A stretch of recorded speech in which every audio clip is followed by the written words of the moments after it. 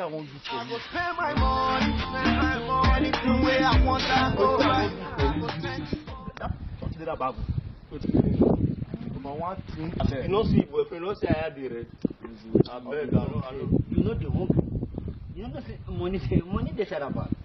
Me, I know. You the fear that guy? Who can't? What did they talk with the man? Go collect that to my friends. They say, what they talk? Because they just talk. Yeah, because they sit there. More go smash on. No fear. No fear.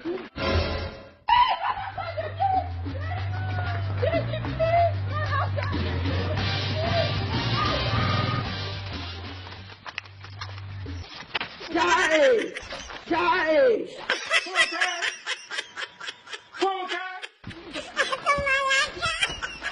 Charlie! Charlie! Charlie! I hear me,